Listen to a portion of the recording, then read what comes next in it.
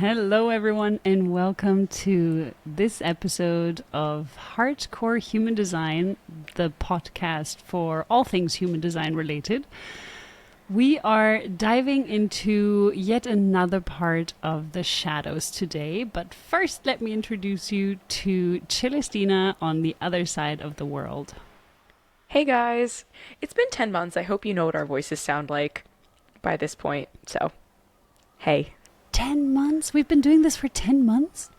Has it been 10? Okay, maybe like Wow. 8, but still. Maybe 8.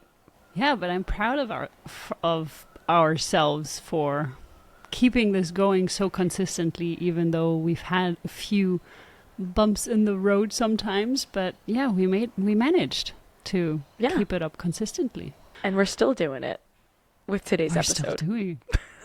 Today's episode, we are talking even more about shadow aspects, and we're relating it to the 12 profiles. But we've decided to stick to the 6 lines within the profiles. So everyone that is new to human design, if you don't know how the profiles are created, it's basically the lines. So if you're looking at your sun and earth element in your human design chart, you will see on the conscious side, so everything that is black, you will see in your sun and earth a gate, which is, for example, 36, and then you have a dot, and after that comes the line. So dot 1, 2, 3, 4, 5, 6, those are the options. And on the other side, on the unconscious side of your chart, the red side, you will also have a sun and earth, and they will also have a line element to them. So there's a combination of those 6 different lines, and they overall make up 12 profiles. So today, to keep it more simple, we decided to only describe what the shadows can look like in the line elements. So for that, we will start with line 1, and Celestina will take over.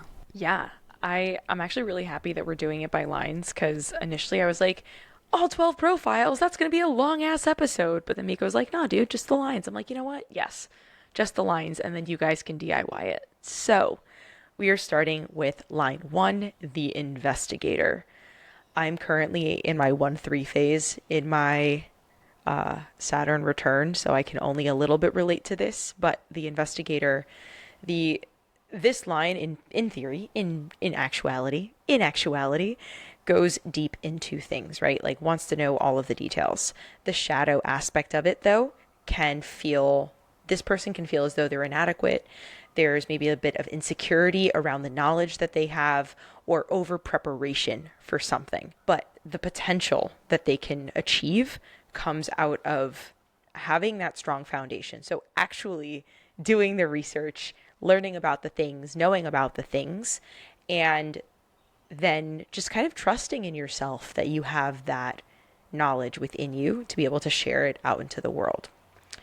So how to get out of the shadow, embracing the unknown. And I'm sure that sounds scary to a one line, but focusing on deepening that expertise, knowing that you have the absolute clarity that you need, like once you've done the research, and then trusting to begin, and that learning is an ongoing process, right? We're never going to have all of the answers. And actually another friend in human design that I have is a 1-3, and I've seen her grow through this process as well.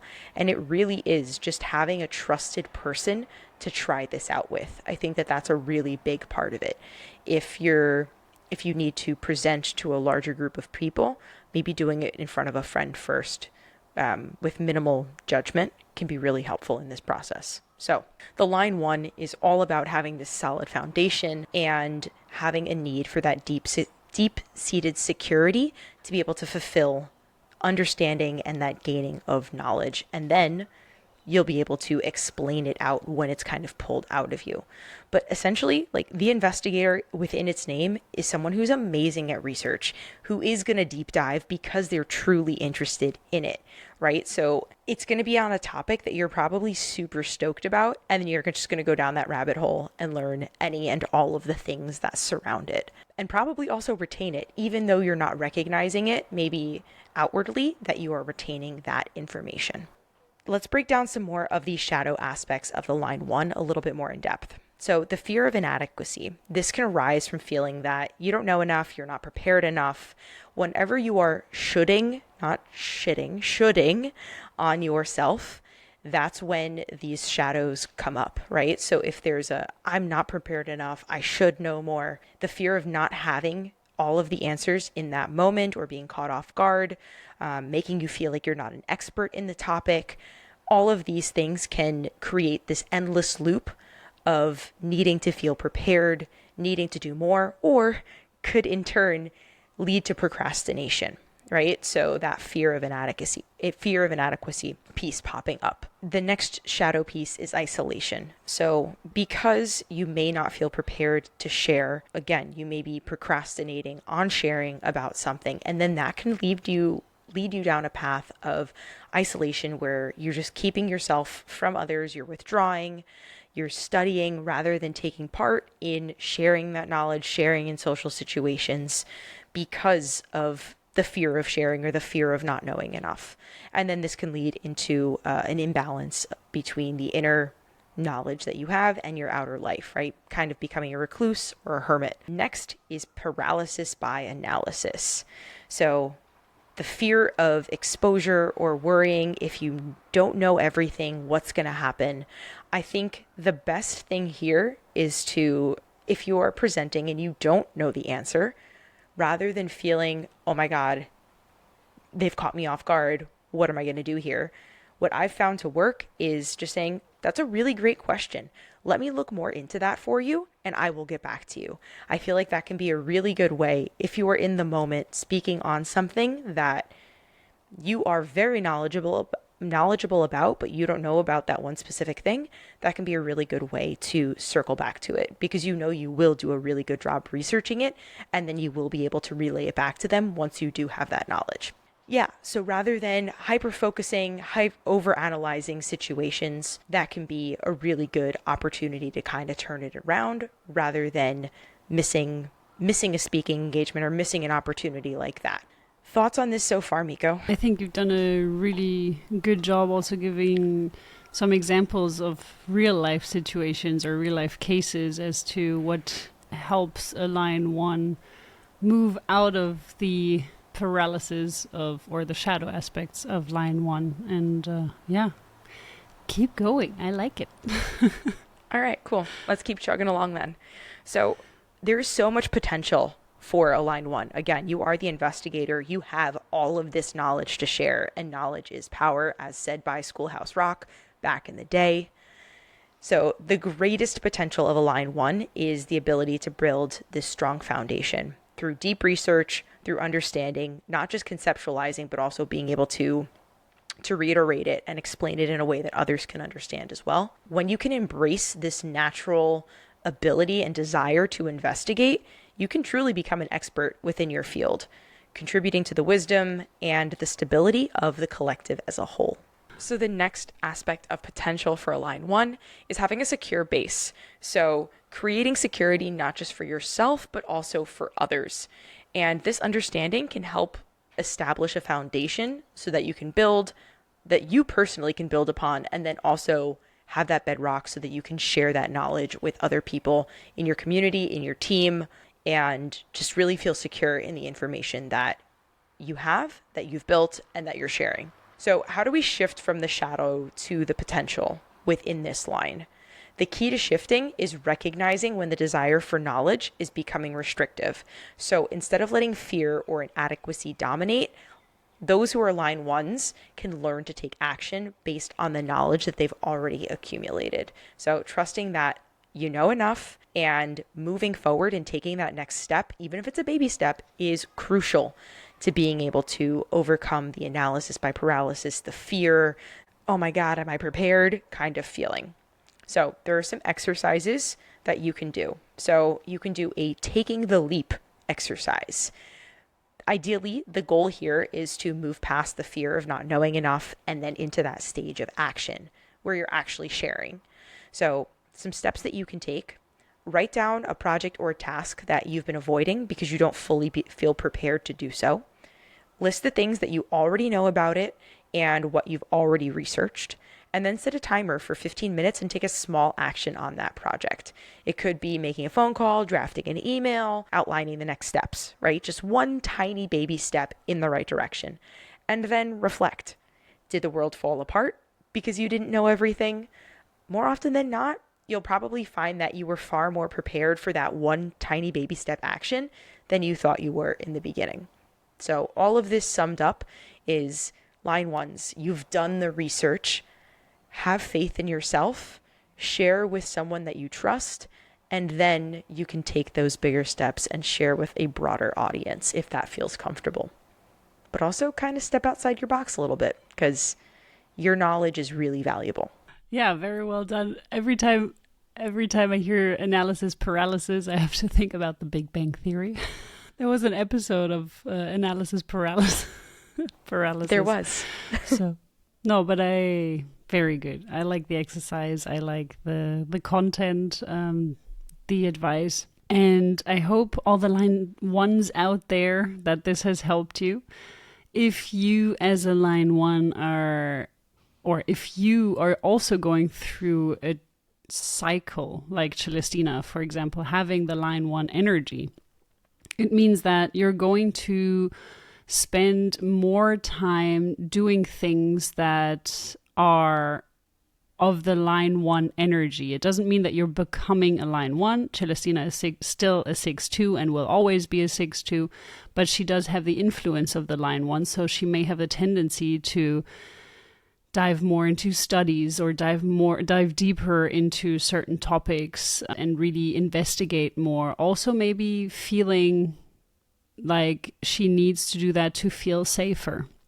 So it's a kind of an energy that can support you, but it can also hinder you if you let yourself fall down the rabbit hole. And as she has mentioned, to isolate yourself instead of stepping into action because you think that you need to gain more and more and more and more information on a topic instead of just stepping into the world and sharing what you already know. Quick note on this, real life example. We started implementing like a weekend surcharge here, like at the restaurant that I manage. And it was initiated or like mentioned by one of the owners in passing. I was like, yeah, sure. Let me do some research into that.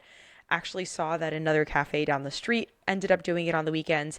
Asked that manager for some insights of like what she's garnered over the last couple of months. If people have like revolted, have people stopped coming, things of that nature. And then I like actually implemented it this past weekend, gave all my staff like the verbiage that they'd need. And we had one person complain on Saturday. I think he was just trying to scare us. He's like, this is illegal. I'm like, it's not. I did a bunch of research. It's not.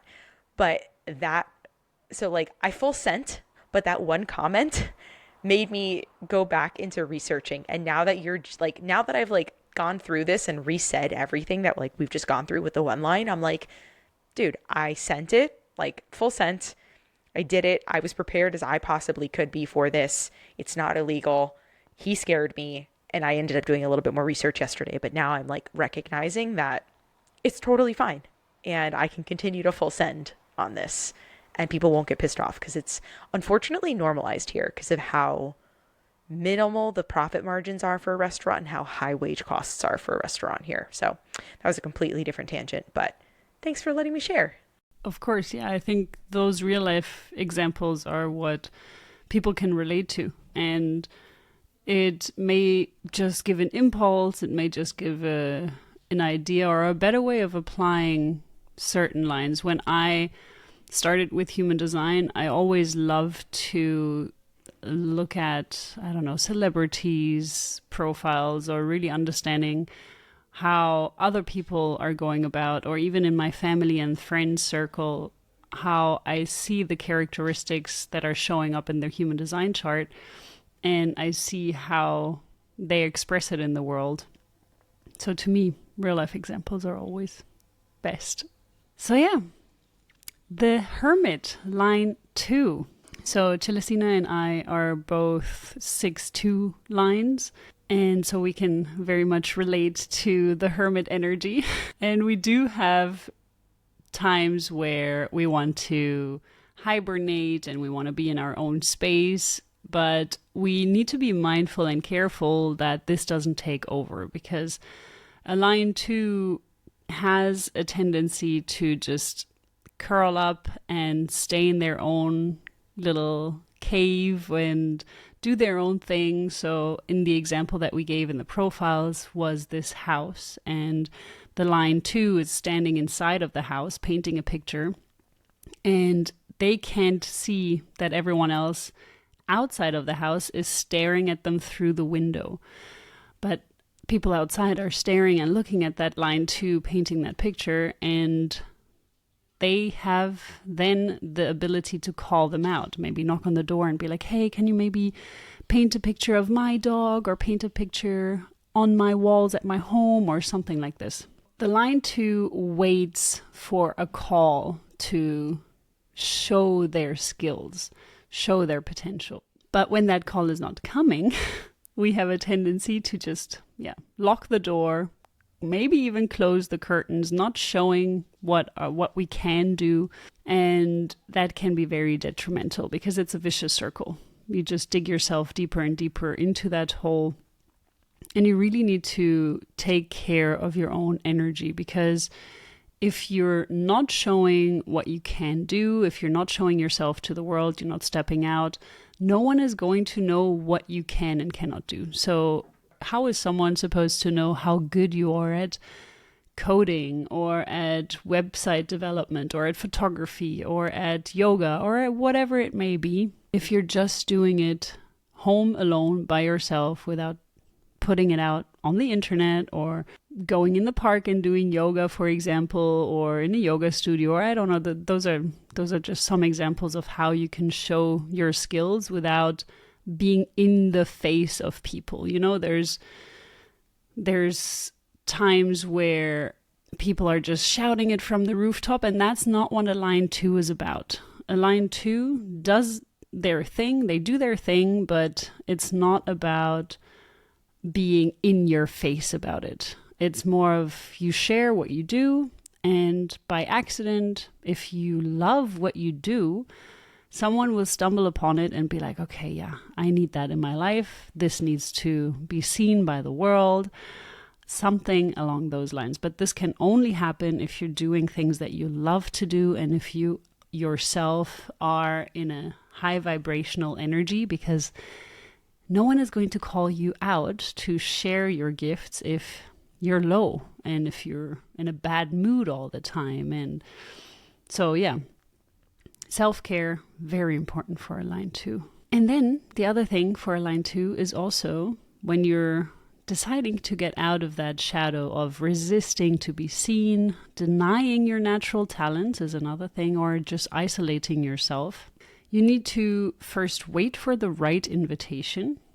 And the right invitation means that even if someone is inviting you, to listen to your inner authority and inviting you to step out or to show yourself. That's what I mean. It doesn't mean as in the projector invitation, but really calling you out to share your talent. Then you need to listen to your inner authority and see if it resonates with you. So if you're an emotional inner authority, wait for clarity, wait for that emotional wave to pass, see how you feel about that call to come out, to share your gifts in your highs and your lows, in all forms of your emotional state. And once you figured out, this is the call that I want to follow, you can go and do it. But that's the process. You need to show yourself, show your talents. First of all, pick something that you really love to do. And it doesn't mean that you have to give up your day job if you have one, but really focus and hone in on something that you love to do. It can be creative, it can be logical, it can be abstract, it can be helping others, there are so many different ways that you can do it. And that's a way to get out of the shadow. Moving out of the shadow involves recognizing the value of your own talents And trusting that your talents are enough. That's another thing, because there's a tendency of thinking, I'm not good enough. I'm not good enough. Every one of the lines has this challenge. I mean, every one of us has this challenge of feeling I'm not good enough in some way, shape, or form. And the line 2 is about, my talent isn't good enough. I can't show this yet. It's not perfect yet. It's not done yet. But just to get started, just to get going, and even showing your process. People often want to see the process, the development. I was following a comedian, or I was watching a comedian on YouTube whose name just escaped me. But he has a stutter. And when he was first showing up on, I don't know if it's American Got Talent, but one of those talent shows, he was showing himself and he was sharing his comedy skills and he was making fun of the stutter. But it was really, really, really severe. And now he barely has a stutter anymore. So he worked on himself so much, and he really has, he's so funny. I like his comedy a lot. But he worked hard, he showed himself, he dared to come on stage. And now his stutter came back during the tour that he's doing right now. And that must have been a really hard throwback, because he thought, okay, I've done it, I passed it, but it came back. And you can see how difficult it is for him to resist it. And he's also sharing that he's not even trying to resist it, but instead he's accepting that this is what is happening, and he's sharing it with the crowd as well. He's telling them, hey, okay, this is what is happening, but if I'm going to try to suppress it and cramp up, I'm going to create pains in my body, and it's just going to get worse and worse. So it's a really interesting process, and the reason why I'm mentioning it is because I feel like it reflects a lot of the line 2. He could have chosen to just hermit, to not come on stage just from the get-go, but instead he's really been very successful in what he's doing.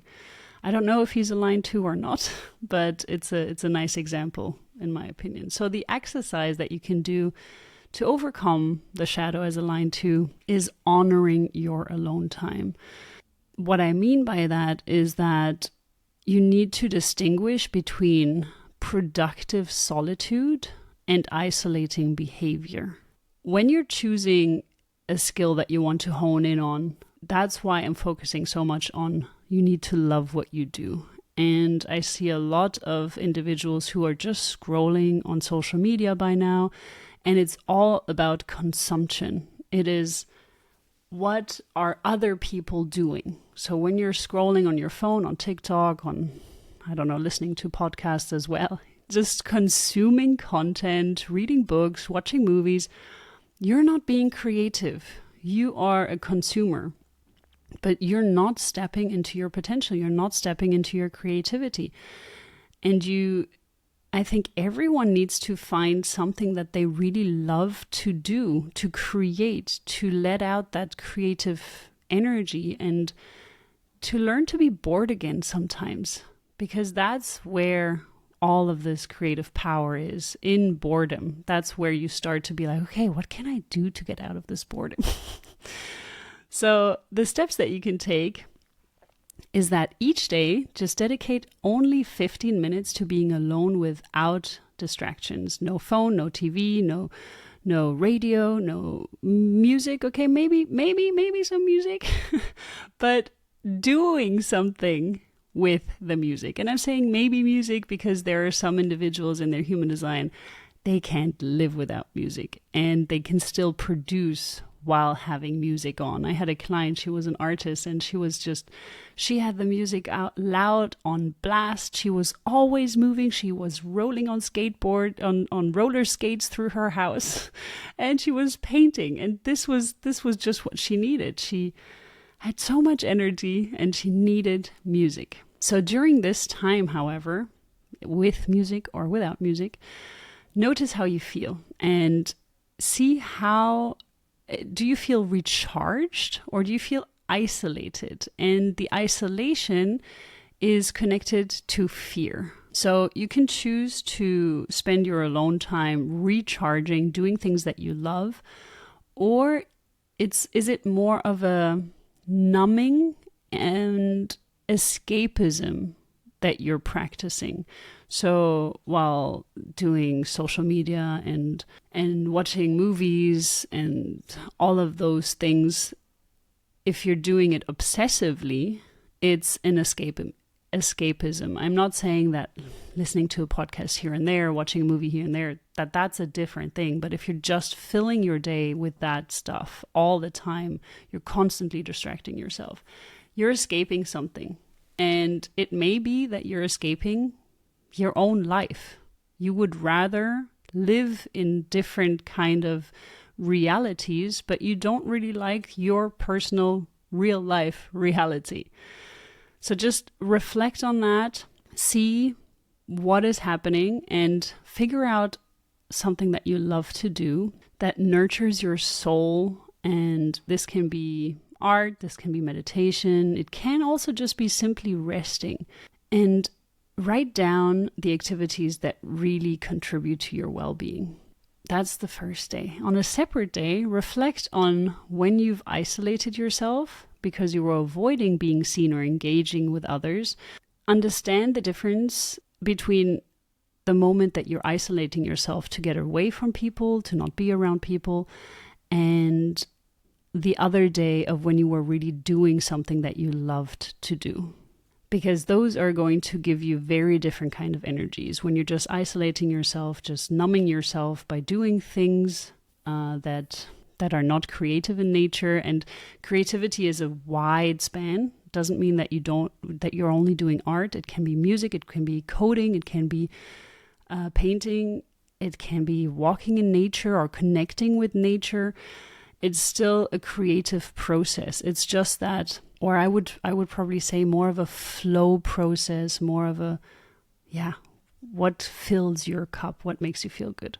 Those two, have a day of doing things that you love to do and have a day of reflecting. And that's not a day that you create, but more of a day where you say, okay, today I was just staying at home. I didn't want to see anyone.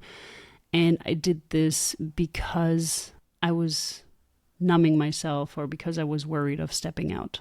So those are the two different days, and see how these days will make you feel very differently.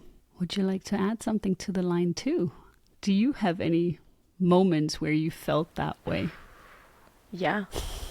So more so in alignment, actually, when we were living in Germany, I mean, granted, I was more so in my own business there, right? So more in control of my time. Here, I'm far less in control of my time. And when you were talking about like, don't spend your days watching TV, dude, like that is how I have been like resting and resetting, just because I'm too exhausted to like do anything else. So in part, I think that's a little bit line 2 stuff, but in part, like a lot of like manifestor shouldn't be working 38 plus hours a week and then doing my stuff on top of that, So yeah, no, just a little bit of a reflection there. And also just like, oh my God, I'm a little bit out of alignment right now. So that was a great reminder. I appreciate that. You're very welcome. And yeah, I mean, I also have those days where I'm like, okay, today I'm just going to zone out completely. I don't want to use my brain. I don't want to move. I don't want to do anything.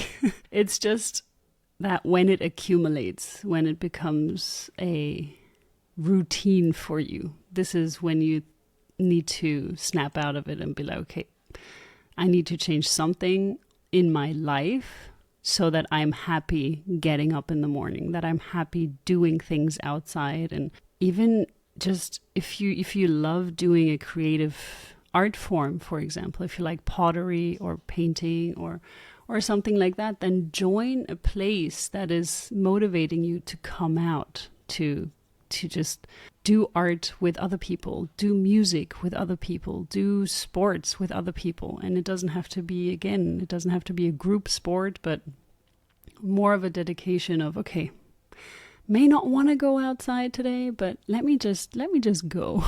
Let me just see what happens. Again, always follow your strategy and your inner authority. That's the first thing. But line 2's just be mindful of not locking yourself in and throwing away the key. All right, guys, on to line 3's. So line 3's are referred to as the Martyr, and within this name, it's all about learning through experience. You are here to be the experimenter, to learn, discover, bump into things, have things bump into you, literally and figuratively, and kind of just dive into life, making mistakes, learning from these mistakes.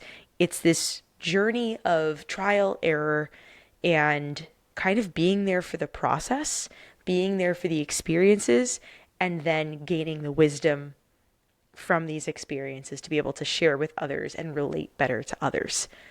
It's a lot. I feel like for a line 3, it's a lot to have on your shoulders, but you are so valuable in the lessons that you learn and your willingness to share about all of these with others. So, some of the shadow aspects of this line can be the fear of failure.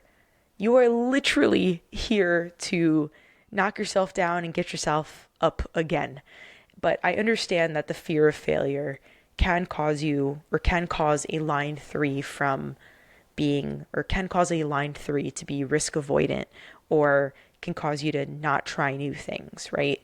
Especially if you're internalizing your quote unquote mistakes, it can develop into a sense of feeling unworthy or that there's something wrong with you. And I think if you are a parent of a line 3, this is something very important to relay and have an understanding of early on, and even of yourself as a line 3. But there's nothing wrong with you. You're here to learn through mistake making, right?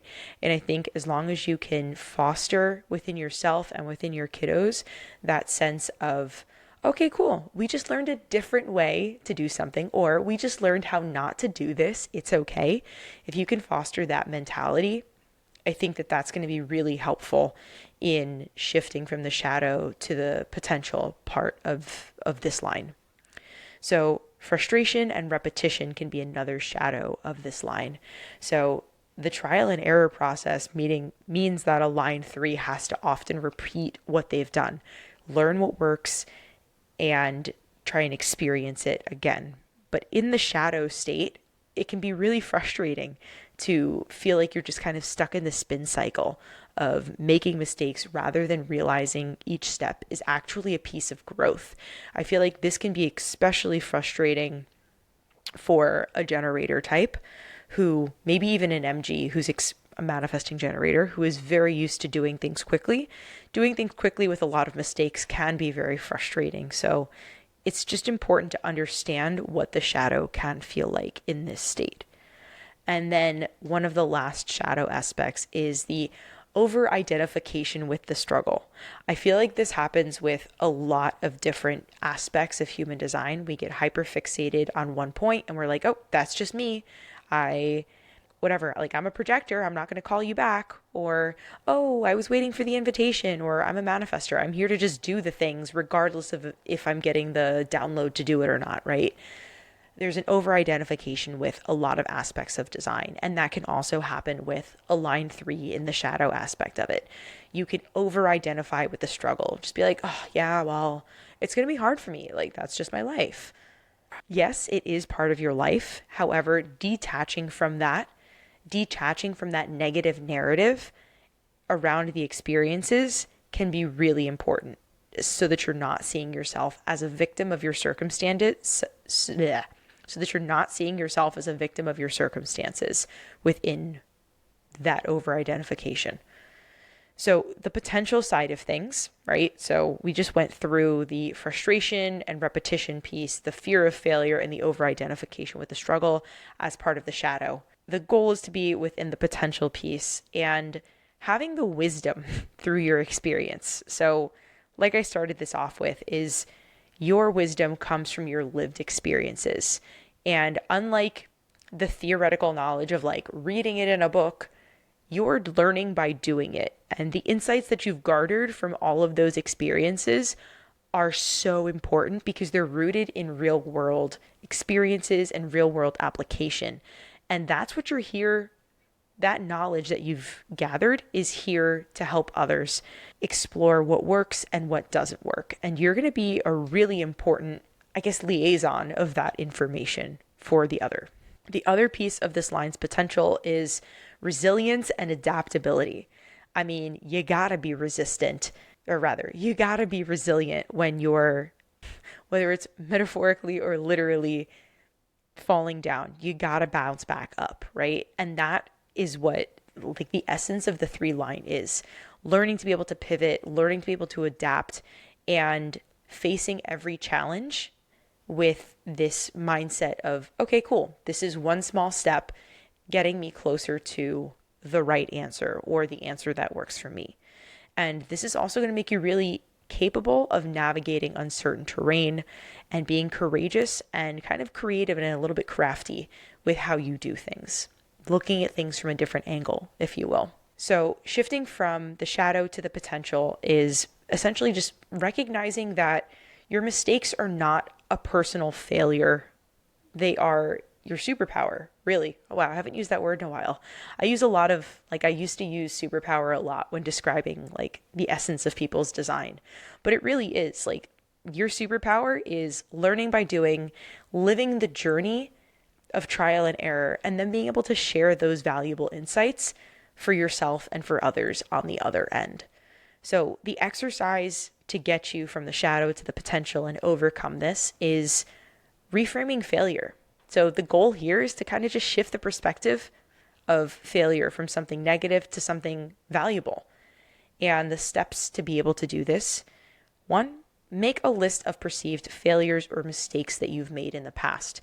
This can also be failures or mistakes that other people have put upon you, right? Maybe scholastically you didn't do great, and maybe you had a guidance counselor be like, oh, you're not really strong in this subject, or maybe they used more harsh words than that. That can also be something, right? A quote unquote failure. So maybe it's not just your perceived failures, but it's failures that other people have put upon you as well. Just keep that as a note. The second step of this is for each of those quote unquote failures, write down what you've learned from that experience, any wisdom that you've gained, and how did it shape who you are today. 3, practice gratitude for these experiences. Give yourself time to reflect on how they've contributed to both your resilience and your adaptability as time has progressed.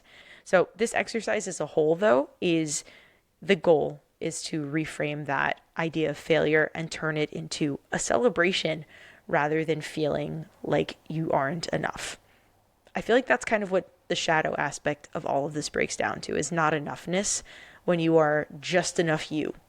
You're right. I think every one of the lines has this not enough aspect. And yeah, that's what the line 3 is about, not feeling like you're enough in all the experiences you've gained. And I think a lot of line 3s, they just also feel like because they fail so, or quote unquote fail so often, so many times, it's not a failure. No experience or challenging experience is ever a failure. Nothing that you haven't achieved per se is a failure. It's just providing you with more experience, and it's going to help you in the future with whatever it is you need to achieve in this lifetime, if you're taking it on like that. This being said, it is also a theme for the line 6, because from 0 to approximately 30 years of age, you will be going through a third line phase. So just imagine the 3-6 and 6-3 profiles. It's crazy. My brother is one of those, the 6-3, and his 30s, up to 30s. Oh my God. They may trump mine. It was wild, a wild ride, and they are going through like a double whammy third line up to the 30s. So yes, you are good enough. You are great the way that you are, and you can teach so much out of all these experiences that you've gained.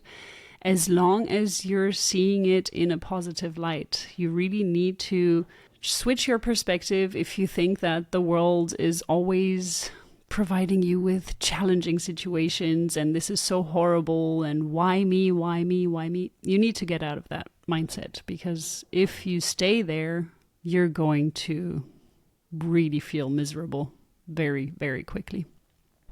The line 4, the opportunist. The line 4, or the opportunist, I don't really like the name. It doesn't sound very nice to be an opportunist, and I don't want you to take it personal if you are a line 4.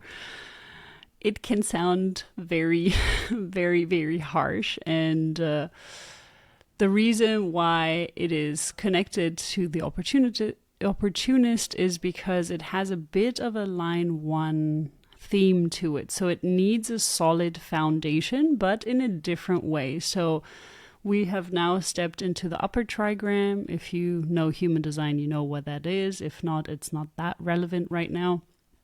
But basically, the line 4 needs a solid foundation, and it is connected to, for example, if you're looking for a job, it is great to have a job already instead of leaving your job and then entering or trying to find a new job. It's better to look for another job while you're still employed, because it provides you with the safety, and it also provides you with a sense of security which is reflected to the outside world. So when meeting a line 4, if they are safe and secure within their job, within their relationship, within their health, all of these things, they become more and more and more attractive to the world around them, because this sense of security in their life is what gives them this glow and this sex appeal or this attraction element.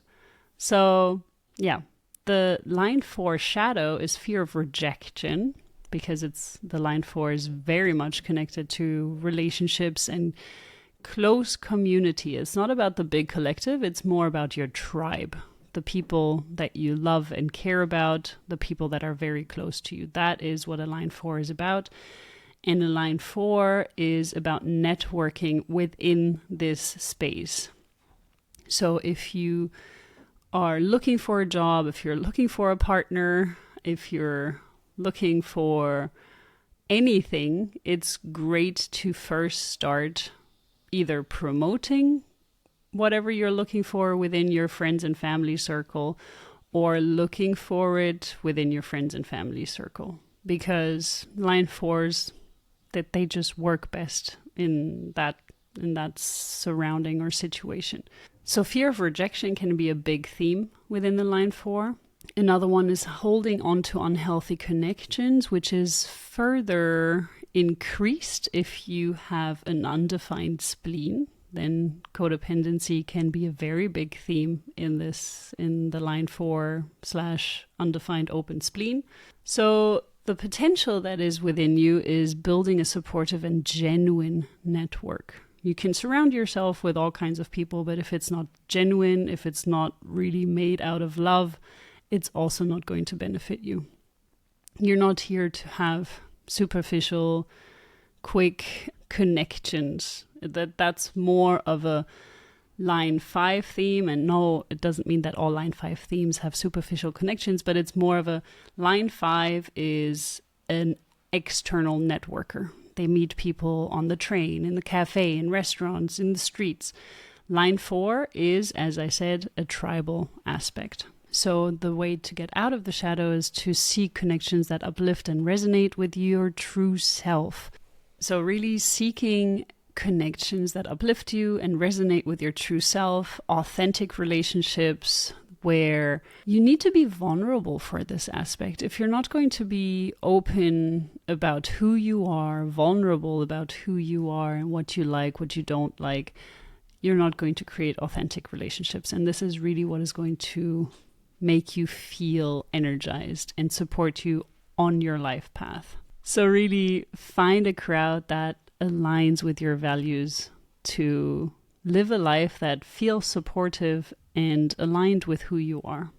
The exercise for a line 4 is creating healthy boundaries. So sit down, grab a pen, grab a paper, or if you don't want to be traditional that way, you can grab your phone or grab a notebook or MacBook or laptop or Windows or whatever it is that you have. And think of the relationships that you have in your life. I would recommend using a pen and paper just because there is a different type of connection that you have when you're sticking to analog pen and paper models instead of just going with technology. You have a different kind of connection that you can create if you free yourself from the technology for a moment. But that's up to you. So sit down, make a list of all the relationships in your life, and then say which ones, or categorize them in which ones feel draining and which ones feel energizing to you. Once you've done that, you can either decide to, of course, cut them out entirely out of your life because they may not align with your values at all anymore, or they never have, but you didn't want to cut it for some reason. So that is always an option, even though it's a very difficult step to take for a lot of people, especially for line 4s with an undefined or open spleen. But it is still a recommendation I wanted to share with you if you feel like you're ready for it. The other thing you can do, however, is that you look at all the relationships that feel draining to you. Analyze what is going to make you feel less drained by them. Setting proper boundaries for these relationships. Saying how maybe you limit the time you spend with them, or maybe you need to express your needs a bit more clearly. Whatever these boundaries may be, whatever the things that you feel are going to improve the relationship, write them down on the piece of paper and then implement it. So either if it's boundaries, you really start to implement them, but do it in an assertive way, in a nice and kind way, if you want to keep the connection alive, of course. Anyways, if you don't want to keep the relationship alive, still do it in a nice and kind way. It's never easy to let a friend go, or a person that was close to you or that you just cared about. But if it's better for you to move forward, I would still recommend doing it. It's difficult, but it's going to create space for the new. Yeah, this is what I think a great exercise would be for the line 4. I feel like there's so much potential in a line 4 once you can work past the shadows, right? Like really utilizing that network, those connections. And again, the opportunist is such a shit word to describe all of it, but think of yourself as a connector, right? Like needing community and leading into that, dude, it's a game changer when you can access that. And unfortunately, there are people, communities that may be holding you back from reaching that potential, right? So it's so important for a line 4, like who you surround yourself with and the communities that you choose to be in on that road to away from the shadow to your potential. Absolutely. Yeah. With that being said, we will move to line 5. Alrighty guys, line 5, the line I don't understand. So exciting. Although I feel like over the last 8 months, and I keep saying that, I feel like I've learned so much more about a line 5 the more we continue to talk about line 5s. So yeah, we're getting there. Line 5, the Heretic. This line is all about universalizing and solving problems for the greater good, the collective. So those with a line 5 in their profile are kind of inherent leaders, natural problem solvers. They can bring practical solutions to others, and others are also very much looking up to the line 5 for the answers, for leadership, for guidance. And those who are a line 5 can have a very powerful presence and kind of this magnetic ability to influence others and motivate others. This same influence, though, can also attract projections, right? Both positive and negative. People putting their problems, but also their aspirations clung to someone else, which can not be a good thing in some occasions, right? For both parties. So some shadow aspects of the line 5 is that fear of projection and rejection from others. So those projections that others are placing upon a line 5, where those people can see in that person what they need. And sometimes that line 5, that individual, can or wants to provide to that person. However, there are often times, or rather also times, where that person may not have all of the answers that other person needs, even though they are being projected upon in that way. Regardless of which way it goes, the fear of the projection can lead to a fear of rejection where they may not be able to meet others' expectations. And the pressure to live up to these projections can be extremely overwhelming. And that may cause a line 5 to feel withdrawn or misunderstood. And again, I feel like the intensity of that can be somewhat related to one's type as well, right? Like if you're a manifestor being projected upon and people aren't liking what you're doing, that can feel even more intense potentially. So I know we're talking about one aspect of a person's design today, but remember that this one aspect can feel different depending on your type, your authority, right? So that's also really important to remember with all of this. We're not talking about this like in its own little box. This is part of your whole design. So please keep that in mind when you're listening to all of these. Other shadow aspects of the line 5 can be burnout and isolation. This need to commit to everyone and helping everyone that comes to you can lead to burnout, especially if you're feeling compelled to do so.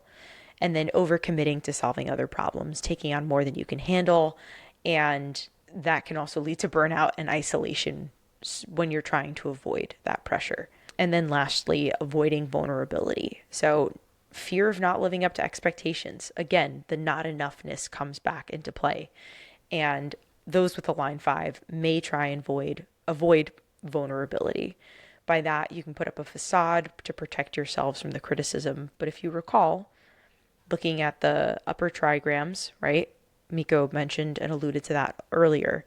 The line 5 can look out, but people can't look in. So I like to think of it as like a 2-story building, and then they just have like that reflective glass on the outside of the building. And that's kind of what a line 5 is, right? So they may put up a facade, but also inherently it can be really challenging to understand more of a line 5 if they have their facade up to protect themselves from that criticism or that judgment. And this could mean that person is in their shadow, right? So creating a gap from who they truly are to and who others perceive them to be. So it's a lot going on there. So the potential of a line 5, when you can break from that shadow into the potential, you are a practical problem solver and you have the ability to offer really practical and impactful solutions. You also have a way of understanding the big picture and knowing what steps are needed to bring about change, and then also to be able to inspire and lead others towards progress. I have some stories about line 5s in a sec, but a line 5 can also be such an influential leader. So when you're in alignment, again, when you're in the potential side, not the shadow side, you have this beautifully natural ability to influence others in a really positive way. And the leadership just comes from this place of authenticity and understanding of how to apply these practical solutions faced by the collective. And that can be a specific group of people, right? So the example that pops into my mind is I know 2 dietitians who are both business coaches for other dietitians, and damn, do they make really good business. They're both 5-1s, they're both emotional, and they're both manifestors. I know that's super specific in these examples, but these 2 very different humans are both 5 lines, and wow, you can tell that one, they have all of the answers to what this specific group of solopreneur dietitians is having problems with. They have their own very unique methods to get there, but people are seeking them out because they're showing themselves in this really authentic way that they can help the collective. And in this case, that collective is dietitians who are on that solopreneur life. So it's really cool to be able to see a 5-1 in action, or just a 5-line in action in that way, truly impacting others. So how do we get from this shadow piece to the potential piece? Really, it breaks down to recognize the difference between your real self and the projections that are placed upon you as a 5-line. And then also being able to establish those healthy boundaries and embrace your true self without feeling obligated to meet the expectations of others. At the core, your authenticity is your greatest strength as a 5-line. And that's what you should be bringing to what you're doing and working with others and helping them solve their problems in a true nature that is authentic to you, rather than trying to be everything for everyone. So there's actually 2 different exercises that you can work through as a 5-line to overcome the shadow. The first is called the projection inventory. And the essence of this is to recognize and differentiate between external projections and your true self. So the steps for this: 1, make a list of those expectations of the people in your life that people in your life have placed on you. Write them all down and how they make you feel. Do they align with who you are, or do they feel really heavy and unrealistic? Second, reflect on which of these expectations you've taken on as your own and which feels inauthentic. And then the third piece of this is releasing the expectations that no longer serve you, writing them down on a separate piece of paper and burning them or tearing them up as a symbolic act of letting go. I know that last piece can sound a bit exaggerated, but damn, burning a piece of paper feels so good, and just being able to kind of let go of that. So yes, it can be very impactful to do that. And then the second piece for a 5-line to kind of work through is called the authentic self versus facade reflection. So the goal here is to uncover where you may be hiding a facade and allow you to better connect with your authentic self. The steps for this: 1, reflect on moments when you felt the need to put on a mask or act differently to meet others' expectations. 2nd, write down what the facade looks like. What are you trying to present to others? And then write down who you truly are underneath that mask and what parts of yourself you do want others to see. The goal with this is to practice small acts of vulnerability. So start with trusted individuals, share something true about yourself and what you normally wouldn't. Over time, it's going to help align with your actual authenticity, and then you'll probably be able to feel more comfortable with others seeing who you are. But with everything, it's small steps towards breaking away from the shadow into who you truly are. That's also a great point regarding small steps, because shadow work is all about that. It's really taking it one step at a time, not trying to rush through it. That's not going to work. It's really a process. It's a marathon. It's not a sprint. And it's layer by layer by layer. And in this case, if you've built up a very big facade of someone that you're actually not, it can take a long time for you to even dare to share the smallest things about you. So be kind to yourself and take it one step at a time. And that way it's going to work. Okay, so we're going to take the 6-line a bit faster because Celestina just got news that she needs to go to work ASAP. So the 6-line, we have talked about the 3rd line. You know the 6-line has 3 processes. If you've listened to our profile episode, you can see that it's divided into 3 phases: up to 30s, then 30 to 50, and then after 50s. That's so the 6-line has the 3rd line theme. However, the shadow, it has the 3rd line's theme up to the 30s. So look at the 3rd line. You may want to practice some of those exercises if you're before your 30s. Then the 6th line shadow is about cynicism, disillusionment, and reluctant to embrace leadership. So the sixth line after 50s is here to be a role model and take on this role. But the only way to do that is when you've worked on yourself and when you've brought balance into yourself as well, so that people really look at you and want to learn something from you. The way to get out of the shadow is by embracing each phase of your life. So from the first 30 years of your life, then the next 20 years up to 50, and then after 50s. It's really about the whole process. And then to reflect on each of the stage. So see what you've learned in the first 30 years, then up to 50, and then after, you can use all that you've learned and implement that into your leadership role. And that's how you're going to inspire others. The exercise, I'm going to really keep it short and sweet here, but the exercise is embrace imperfections. So six lines have a tendency to be perfectionists. They try to make everything perfect before sharing it with the world. But that's often not how life is. When I've created my course, for example, I had not finished it before starting it with a client. So that's, for six line, a great way to go. You have the wisdom, you have the knowledge a lot of times already, and just starting to promote it as well. If you have a course or something like that, that's a great way to go. So embracing imperfections as an exercise is step one. Reflect on the qualities of role model you admire. Are they perfect or are they relatable and human? Step two, make a list of your own imperfections that you tend to hide. For each one, write down how it could actually make you a more relatable and effective role model.